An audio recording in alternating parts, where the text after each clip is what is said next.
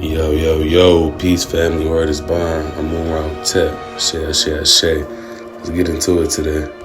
Now, to begin, I want to put out there that ancient alchemy, the study and the transmutation of energy, molecules, things like that, it's ancient, right? Genetic splicing, cloning, all of this is ancient science, ancient magic, right?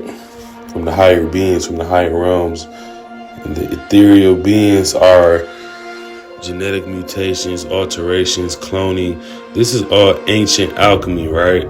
Very ancient. We've been doing these type of things for billions and trillions of years, right? So I just want to start off by saying that. But today we're going to be talking about, the story of Yakuq. I know a lot of people may have heard it already, from different people, different frequencies, different wavelengths. But, this is my aspect. This is my build and connection to everything, especially including artificial intelligence, right? When you're talking about the unintelligent artificial beings that are walking around, right? Nomads, right? The 13 tribe in Egyptian mythology, it was Yakuq, the scientist who was said to have created the 13th tribe. An experiment was to last for 6,000 years after creating havoc. This Hyksos tribe was banished to the Caucasus Mountains, right? And you have to understand that these beings, these genetic altered beings, mutated beings, were created in the fashion that they were meant to be. Their true nature is demonic, right? Evil, right? The ancient Egyptians speak about a race that was created 6,000 years ago, right? 6,000 years ago from a hairy ape, right? A monkey man, right? Or a monkey, right? This creation was said to wreak havoc amongst all Homo sapiens. You have to understand, because once you get into the story of Yakuq and, Yahashmal, which is these two beings right here, two big-headed beings, on two different polarities, right?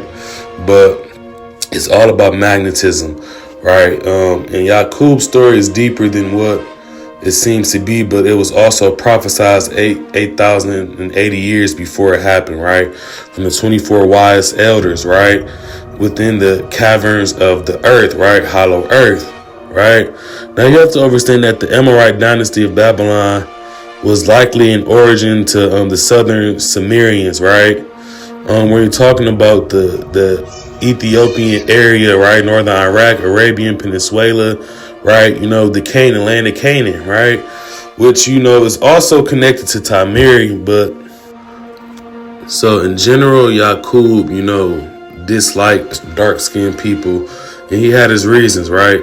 So I'm gonna have y'all watch this bill real fast. Saddened by the death of her lover Yakuq, Princess Lucina kills herself by committing suicide. The 5-year-old child Yakuq, now an orphan, is raised by his uncle Emo, and the child Yakuq is emotionally disturbed and rebellious because of the death of his parents. The child Yakuq grows to hate his people, the Shayuk, and he also grows to hate all dark-complexioned people because he blames them for the death of his parents. The child Yakuq desires to have his revenge when he grows up. Yakuq starts school at the age of 4, and is teased and mocked about the size of his head by the surface-dwelling human children. This mockery and teasing about the size of his head that Yakuq experienced as a child created low self-esteem, and further infuriated the already deranged Yakuq, fueling his desire for revenge. Yakuq's uncle Emo would tell Yakuq stories about the beings in the inner earth and how the Samin were the manifestation of the evil grafted out of Yakuq's mother's family, the Sinin. One day, when Yakuq was 6 years old, he was playing with 2 steel magnets in the home of his uncle Emo, and Yakuq noticed the magnetic power of attraction and repulsion that unlike attracts, and like repels. By observing this, Yakuq was inspired with a determined idea to create a tribe unlike any of the people on the surface of the planet, and this unlike tribe would be weak and wicked, and attract the other tribes on the surface of the planet, and rule over them with the knowledge of tricks and lies for 6,000 years. Now, when you're talking about Yakuq, you have to understand that the Chinook, aka the Danakiel tribe, as well as the Soni, which is the Deros, and the Teros, which is the Sini tribe, right? The conehead beings, they all reside in the inner earth, right? So, essentially a falling out between the Chinook and the Sini tribe which is the Nakia and the Conehead tribe, which is Yakuq's mother tribe and Yakuq's pops tribes, right? They had a falling out because the Deros, the detrimental robotoids, the Sini tribe was responsible for the Somi tribe, which is the detrimental robotoids, the big beings with the huge 3 guts, and they have the elephant-like trunks. They were responsible. The Teros was responsible for keeping the Sony in check, right? Essentially, and the detrimental robotoids ended up fucking with, the Danakiel tribe, and the Danakiel tribe, the chief Fakor, which is the head of the Danakiel tribe, Yakuq's grandfather, he held Hamza, Chief Hamza, which is the leader, which is also Yakuq's grandpop on his mom's side, right? He held him accountable, right? So as an offering of peace, Chief Hamza gave his daughter Lucina to one of Fakor's sons, right, which is Emo, right, Yakuq's uncle, which is the brother that his mom actually cheated on with because she didn't feel comfortable with what her father did. She didn't feel comfortable living amongst the Danakiel tribe, right? So in spite, she actually went to go fuck and ended up having a baby with the brother of her husband, right? Which is Yakuq, which is Yakuq's pop. So it was a disagreeable act from the beginning. And, from there, pretty much, Yakuq got whacked by his brother, essentially. Well, not by his brother, but he was sent by his brothers, his men that was sent by his brothers to kill him, essentially, Lucina committed suicide, and again, the story goes that Yakuq became an orphan, and from there, entropy started to develop thus far, right? And now we have the grafted men on the planet Earth, right?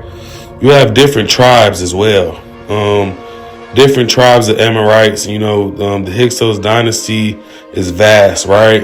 Ethiopia, and the Moors actually civilized the beings that were in the caves for 2,000 years, right? Because they were sent to the caves because they were causing too much havoc on the land, right? With the Nubians, the human beings that were actually all melanated, right? All dark-skinned people on the planet at that time. So again, over years, it took over 200 years, a few timelines to essentially lighten the race, right? And now you have the light beings, the white albinoid beings on the planet right now. And, it's all Mongoloids, and they're all actually nomads because they were created on the island of Patmos, right? Because, again, this is all connected to the genetic splice program, to the incubator babies, right? The Slavic trade, right? All of this is about these beings coming over here after being grafted and, being civilized by dark-skinned African Moors, right? And, being taught the forbidden knowledge of the gods. All of this is connected, right? So the Yakuq mythology, or the Yakuq story, is connected to what's going on right now because we see these albinoid beings, right? We see the different tribes of the different races on the planet right now that's causing havoc still to this day. So just understand, family, that these nomadic beings, these creatures, are living truly in their nature, and the only way to go against that is to combat the polarity by just being self, by being the divine beings we are. The prime creator, the great mother energy is on the planet, and this actually eradicating these factions, right? They can't take the sun, they can't take the solar radiation.